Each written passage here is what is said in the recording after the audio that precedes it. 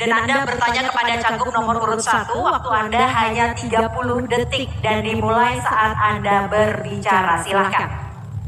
Ya, terima kasih bahwa Jawa Timur ini keberagaman, heterogenitas, dan bottom up participation masyarakat Jawa Timur luar biasa. Oleh karena itu, elemen-elemen yang menjadi penguat pada suksesnya pembangunan di Jawa Timur, termasuk penyelesaian masalahnya, ini perlu mendapatkan penanganan secara seimbang. Oleh karena itu, kepada paslon nomor urut 1, mohon bisa memberikan pendapat bagaimana penguatan itu menjadi produktif. Baik, waktu Anda habis. Silakan cagup nomor urut 1 untuk menjawab. Waktu Anda 1,5 menit dimulai saat Anda berbicara. Silakan. Ya, terima kasih. Keberagaman itu selalu memiliki dua dimensi. Yang satu adalah kekuatan untuk membangun, dan yang kedua adalah kekuatan yang bisa juga destruktif. Nah, maka titik temunya adalah bagaimana kita bisa melakukan manajemen konflik dan juga mengurangi resiko-resiko karena adanya keberbedaan kepentingan dan juga karena memang kepentingan yang berbeda dari kelompok-kelompok yang ada di masyarakat. Nah, penting untuk bisa pastikan bahwa Jawa Timur ini adalah multi etnis, kemudian juga multi agama, kemudian juga multi budaya, bahkan multi bahasa. Oleh karena itu tidak mungkin Jawa Timur kemudian kita kelola dengan cara yang sangat eksklusif, hanya mementingkan kelompok tertentu, kemudian juga golongan tertentu, apalagi tim sesnya tertentu, dan kemudian dari kelompok-kelompok yang sangat dekat dengan gubernur. Oleh karena itu kita akan pastikan bahwa ruang-ruang partisipasi publik itu harus kita galakkan dan kita kuatkan, dan memastikan bahwa APBD Jawa Timur harus menguatkan sektor-sektor pemberdayaan masyarakat, termasuk kelompok perempuan, kelompok etnis yang berbeda, kelompok-kelompok adat, dan bahkan kelompok-kelompok pemuda dan kelompok-kelompok lain yang selama ini termarginalkan. Oleh karena itu Jawa Timur hanya kuat kalau kita menghargai keberbedaan, namun manajemen keberbedaan itu harus kita utamakan, karena itulah yang akan membuat Jawa Timur maju dan juga sejahtera. Waktu Anda masih ada, Ibu. Waktu Anda masih ada. Baik, waktu cukup, dan selanjutnya akan saya berikan kesempatan bagi cagup nomor urut 2 untuk menanggapi jawaban tadi. Waktu Anda 1 menit dimulai saat Anda berbicara. Silakan. Ya, penggunaan APBD semaksimal mungkin untuk peningkatan kesejahteraan masyarakat itu menjadi poin penting dalam setiap membahas APBD Pemprov Jawa Timur.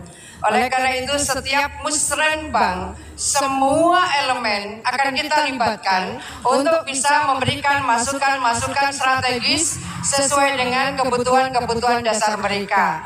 Oleh karena itu kita berharap bahwa apa yang sudah dimulai dari musrenbang des, kecamatan, kabupaten, kota, sampai kepada musrenbang provinsi, ini adalah area untuk mempertemukan partisipasi masyarakat secara substantif supaya terakomodir di dalam APBD Provinsi Jawa Timur. Nah, bagaimana kemudian partisipasi publik semua dilibatkan? Semua elemen dilibatkan, perguruan tinggi dilibatkan, nelayan, petani, disabilitas, perempuan, semua dilibatkan. Harapannya adalah inilah forum di mana kita membangun keadilan. Waktu Anda telah habis. Selanjutnya saya berikan waktu kepada cagup nomor urut 3 untuk merespon tadi jawaban dari cagup 2 dan juga cagup 1. Waktu Anda 1 menit dimulai saat Anda berbicara. Yang pertama adalah saat kita melibatkan partisipasi masyarakat, itu harus mulai sejak perencanaan, bukan hanya usulan program, tapi juga sampai kepada bagaimana keinginan mereka yang sebenarnya, sehingga kita tahu apa passion mereka, apa yang mereka benar-benar inginkan, itu bisa terjawab dan bisa diterjemahkan di dalam program-program pemerintah provinsi. Karena itu kita tidak perlu membuat sesuatu yang formal. Kita bisa langsung datang ke masyarakat dan kemudian kita menanyakan apa kebutuhan yang ada di masyarakat, dan kemudian kita selesaikan bersama-sama dengan masyarakat dan melakukan pengawasan bersama-sama di dalam setiap pelaksanaan maupun pengendalian tersebut. Baik, waktu Anda masih ada? Baik, waktu cukup, dan selanjutnya. Baik Bapak Ibu hadirin dan pemirsa, kita selanjutnya persilakan untuk cagup nomor urut 3 untuk bisa memberikan pertanyaan kepada cagup nomor urut 2. Terlebih dahulu Anda memilih ikon pariwisata yang ada di layar. Silakan Anda memilih untuk subtema yang nanti akan Anda lemparkan. Taman Nasional Baluran. Baik, silakan kita akan lihat bersama apakah dan apa yang didapatkan untuk subtema budaya dan birokrasi modern. Silakan, waktu Anda untuk bertanya adalah 30 detik dimulai dari Anda berbicara. Bagaimana kita bisa memastikan bahwa seorang birokrat itu adalah abdi masyarakat sesuai sumpahnya? Bagaimana mereka bisa mengukur apa yang terjadi di masyarakat dan apa yang dirasakan oleh masyarakat, dan itu tercermin di dalam proses pelaksanaan pembangunan yang ada setiap tahunnya. Masih ada waktu? Cukup? Baik, cukup. Kita kemudian beralih ke cagup nomor urut 2. Silakan Anda menjawab pertanyaannya. Waktu Anda 1 menit 30 detik dimulai dari Anda berbicara. Silakan. Ya, baik, terima kasih. Kami ingin menyampaikan bahwa semua harus berdasarkan standar operational procedures. Semua punya indikator-indikator. Jikalau kami kembali ingin menyampaikan standar pelayanan minimum Pemprov Jawa Timur sangat tinggi, kita mencapai 98,43%. Itu artinya bahwa terukur. Dari mulai staf, kepala-kepala UPT sampai kemudian kepala-kepala dinas sampai dengan sekda. Kalau kita menggunakan standar pelayanan minimum dan itu terukur, maka sesungguhnya kita masih akan menggunakan spam lapor. Spam lapor, masyarakat boleh menyampaikan kendala-kendala di lapangan, dan kemudian kita menyiapkan banyak platform, banyak aplikasi. Misalnya sekarang kalau masyarakat Jawa Timur menemukan ada jalan-jalan berlubang, mereka bisa menyampaikan kalau itu jalan Pemprov 1 kali 24 jam, saya ingin pastikan itu akan bisa diatasi. Oleh karena itu, spam lapor menjadi bagian yang sangat penting, platform-platform juga menjadi bagian yang sangat penting, sehingga digital ekosistem di dalam memberikan layanan publik dan termasuk feedback masyarakat bisa kita tangani relatif lebih cepat dan terukur. Oleh karena itu, apa yang kita lakukan, kita akan terus berbenah.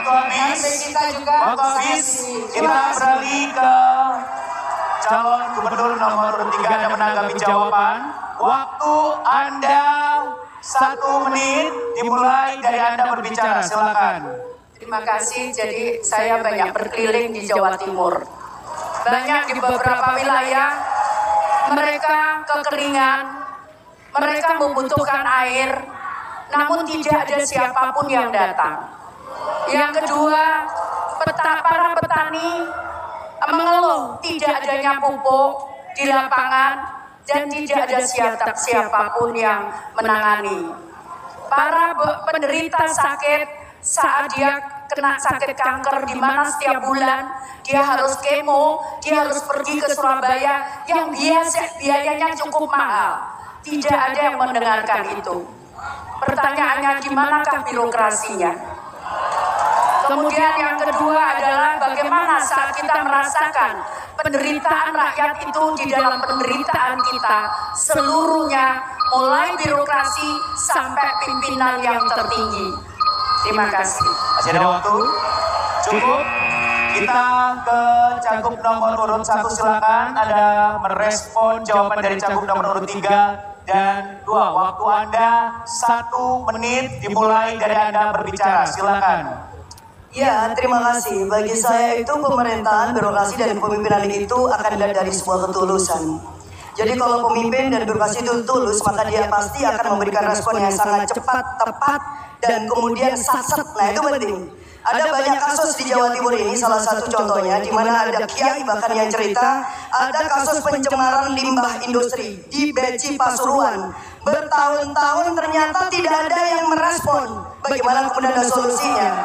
Maka kalau menurut saya penting kemudian kita bisa mengadres isu-isu yang seperti ini dengan menghadirkan inovasi bukan hanya dengan teknologi, tetapi juga dengan ketenagaan, dengan kesiapsiagaan, dan juga birokrasi yang 24 jam bekerja dan 7 hari juga bekerja dengan hati dan penuh dengan cinta kepada rakyatnya. Saya kira itu yang sedang krisis di Jawa Timur ini. Ya. Masih ada waktu? Cukup? Ya. Baik, silakan ya. Baik, selanjutnya akan kami berikan kesempatan kepada Cagup nomor urut 1 untuk memberikan pertanyaan kepada Cagup nomor urut 3. Untuk itu, mari kita saksikan icon yang masih tersisa untuk dipilih, silakan. Saya akan pilih Kawah Ijen. Baik, yang dipilih adalah Kawah Ijen dan kita akan melihat subtema apa di balik logo Kawah Ijen. Silakan, subtema yang akan menjadi dasar pertanyaan adalah mitigasi bencana dan bantuan sosial yang berkeadilan. Pertanyaan harus sesuai dengan subtema tersebut dan waktu Anda bertanya kepada Cagup nomor urut 3 adalah 30 detik dimulai saat Anda berbicara. Silakan. Iya, terima kasih. Saya mengajukan pertanyaan Nun Sewu Ibu Risma. Ibu Risma ini punya pengalaman sebagai Menteri Sosial, tetapi kita sering masih mendengar bahwa ada persoalan-persoalan yang terkait dengan keadilan para penerima bantuan. Karena pernah ada satu masa ketika data itu kemudian dikembalikan kepada data lama, sementara data yang diajukan dari desa itu sudah ada. Apa yang langkah yang terbaik yang harus Ibu lakukan untuk keadilan penerima bansos ini? Ya. Baik, waktu Anda masih ada, cukup. Baik, dan selanjutnya Cagup nomor urut 3 untuk menjawab pertanyaan. Waktu Anda 1 menit 30 detik. Ya, Mulai saat Anda berbicara, silakan. Ya, saat saya menjadi Menteri Sosial, untuk data bantuan sosial kami mendapatkan nilai 100 dan 98 dari KPK. Yang kedua, saya ingin menyampaikan bahwa mitigasi bencana memang harus dilakukan. Wilayah pantai selatan Jawa Timur itu sangat rentan karena dia di sana ada sesar dan juga gunung berapi. Karena itu yang perlu dilakukan adalah bagaimana mengedukasi masyarakat untuk kalau saat terjadi bencana dan menyiapkan. Kita sudah punya lumbung-lumbung sosial di mana di situ ada tenda, di situ ada alat-alat untuk dia bisa berfungsi air, mencari air bersih dan sebagainya. Juga menyiapkan kampung siaga bencana di mana masyarakat di situ diajarkan bagaimana kalau terjadi misalkan tsunami, mereka harus lari kemana. Maka di situ disiapkanlah lumbung-lumbung yang bisa untuk menghidupi selama 1 minggu. Dan itu sudah saya lakukan saat saya menjadi Menteri Sosial. Hanya di Jawa Timur perlu diperbanyak karena wilayahnya sangat jauh dari pusat kota maupun dari Surabaya. Karena itu di desa-desa itu perlu disiapkan lumbung-lumbung untuk kalau terjadi bencana. Baik, waktu Anda habis dan selanjutnya kepada Cagup nomor urut 1 untuk menanggapi jawaban tadi. Waktu Anda 1 menit dimulai saat Anda berbicara. Iya, terima kasih. Persoalan terkait dengan bantuan sosial dan juga bantuan bencana ini kan masih complicated sampai sekarang. Saya ketemu dengan beberapa kepala desa, bahkan mereka pernah, ini pertanyaan saya tadi Bu ya. Mereka bilang pada saat di mana bansos itu harus dibagi, mereka kalau perlu itu harus minggir dari desa karena takut dikeroyok oleh warganya. Kenapa? Karena tidak sinkronnya antara data dan kemudian juga siapa yang benar berhak untuk menerima bantuan dan ada kondisi yang tentara tergap. Nah, ini yang menurut saya penting untuk satu data Jawa Timur. Maka kita akan menggunakan data yang benar-benar berbasis dari desa untuk mendapatkan akurasi data, validasi data, sehingga siapa yang menerima dan siapa yang dan tidak berhak menerima itu benar-benar bisa akurat. Disitulah keadilan itu akan terjadi. Ya. Baik, waktu Anda masih ada 14